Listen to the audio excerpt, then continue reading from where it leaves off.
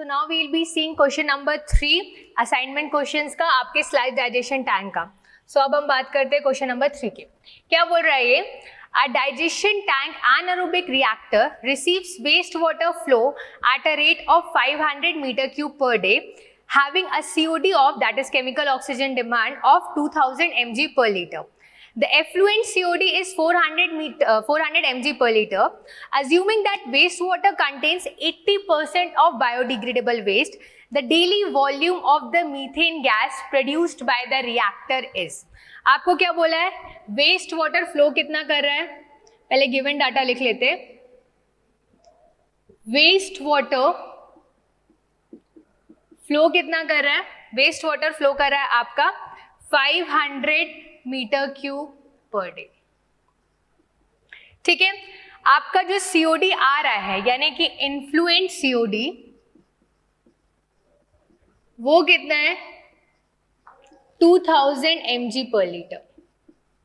और जो आपका एफ्लुएंट सीओडी है जो बाहर निकल रहा है वो आपको दिया गया है 400 mg पर लीटर. इसके साथ ही क्या बोल रहा है? Assuming that wastewater contains 80% of biodegradable waste. Wastewater contains 80% of biodegradable waste. ठीक है. तो उसके बाद क्या पूछ रहा है आपसे? The daily volume of the methane gas produced. Methane gas का वॉल्यूम या मैं लिख सकती हूं volume of methane gas produced in metre cube.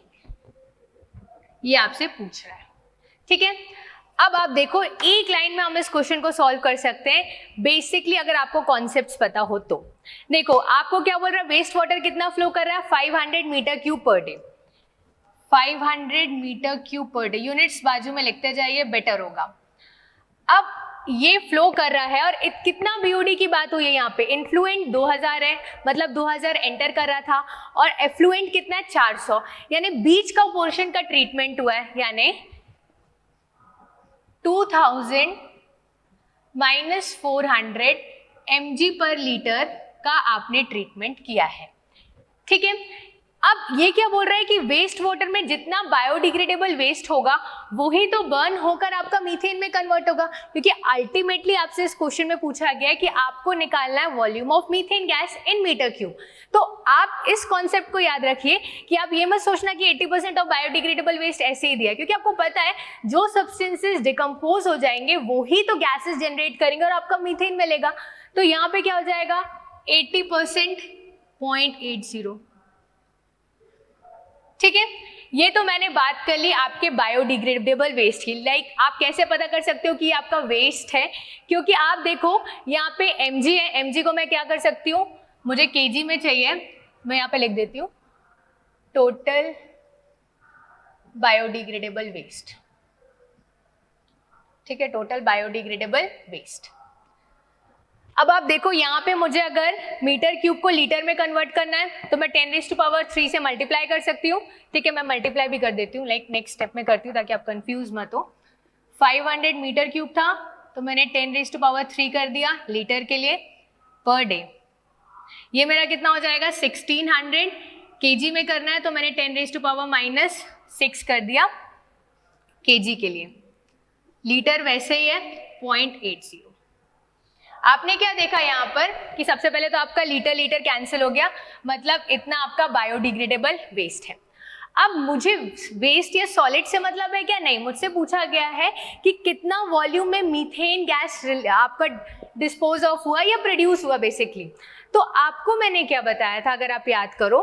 मैंने बोला था 70% आर वॉलेटाइल सॉलिड्स. अगर मैं टोटल सॉलिड्स की बात करूं, क्योंकि यहाँ पे ये टोटल बायोडिग्रेडेबल वेस्ट क्या टोटल सॉलिड्स है.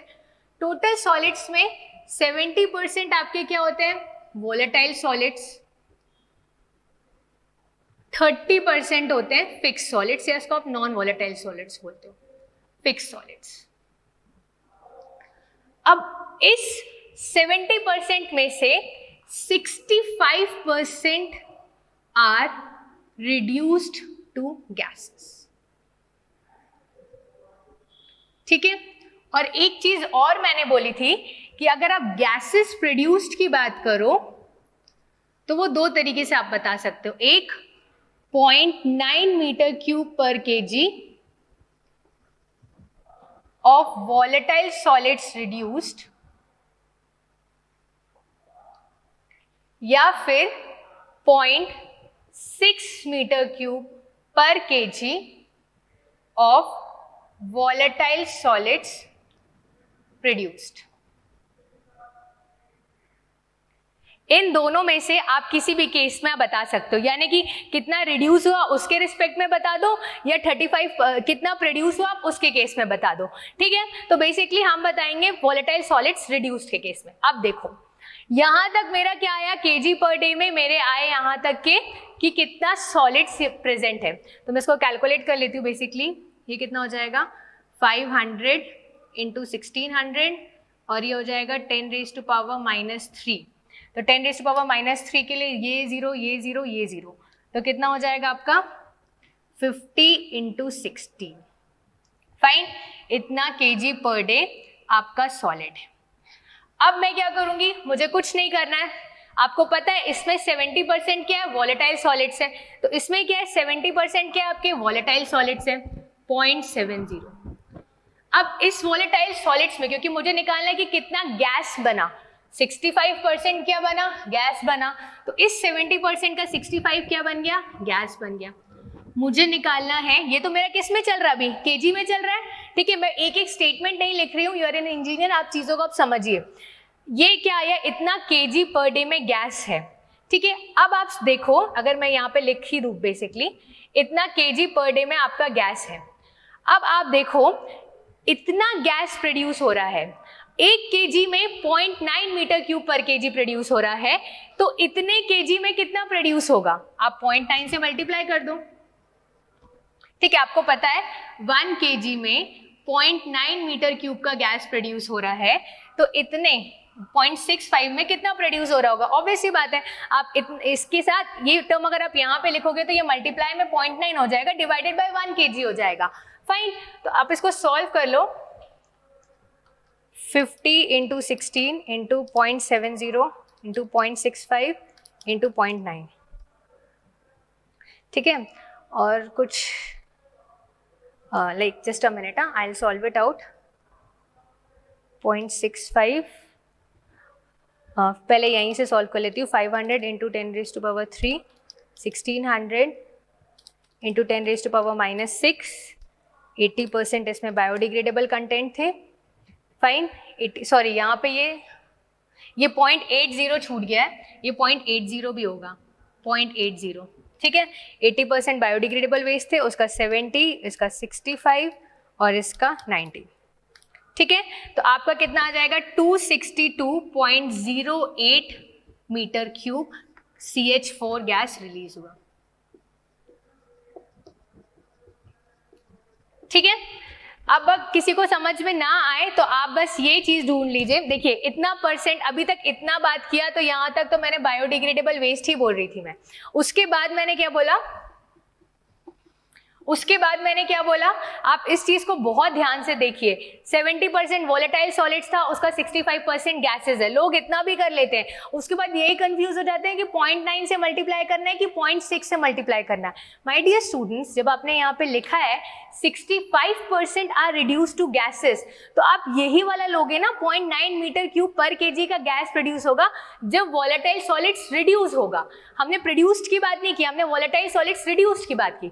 तो जब आपको पता है इतने केजी सॉलिड्स, 1 केजी में 0.9 मीटर क्यूब का गैस प्रोड्यूस हो रहा है, तो इतने केजी सॉलिड्स में कितना प्रोड्यूस होगा गैस, 0.9 से मल्टीप्लाई कर दो, तो 262.08 मीटर क्यूब जो है वो CH4 गैस रिलीज होगा। ठीक है, मुझे डाउट है कि कुछ बच्चों को अगर ना पता चले तो मैं लिख देती हूँ 1 kg leads to 0.9 metre cube of gas produced. तो ये जो टर्म आई है 50 इंटू 16 इंटू 0.80 0.70 इंटू 0.65 इंटू 0.9, ये कितना गैस प्रोड्यूस करेगा, ठीक है। तो ये गैस कितना प्रोड्यूस करेगा, आप इसको इस टर्म को सॉल्व भी कर लेती हूँ, let it be 50 into 16 into 0.80 into 0.70 into 0.65 into 0.9 divided by 1 into 0.9 तो कर दिया, ठीक है। यही बेसिकली एक्सप्रेशन था, इसको छोटा करके बार बार मल्टीप्लाई करने से अच्छा मैंने एक ही बार में पूरा एक्सप्रेशन लेके सॉल्व कर दिया, फाइन। क्योंकि आप बार बार एक एक वैल्यूज निकालते हो, वो बहुत टाइम कंज्यूमिंग होता है। अगर इस टाइप का क्वेश्चन गेट में आ सकता है, बस क्या करेगा वो, आपको यहाँ पे गेट में एक्चुअल में सब डाटा दिया रहता है, कोई डाटा हिडन नहीं रहता। वाइल अगर आप IAS की कन्वेंशनल की बात करते हैं तो उसमें बहुत सारे डाटा आपको अज्यूम करने पड़ते हैं। तो ये आपको ये एक टर्मिनोलॉजी है, ये दे देगा 75%, 65% और ये वाला। अगर ये तीनों दे दिया तो भी बच्चे नहीं कर पाएंगे, इसीलिए मैंने ये कॉन्सेप्ट बताया। 70% reduced to gases, 65% 70% volatile solids, 65% reduced to gases, 0.9 metre cube of volatile solids produced. Fine. So I hope ये बहुत ही अच्छा क्वेश्चन है, तो आपका क्लियर हो गया होगा पूरा कॉन्सेप्ट। तो CH4 गैस जो कि मीथेन रिलीज हो रहा है, दैट इज उसका वॉल्यूम है 262.08 मीटर क्यूब। Thank you.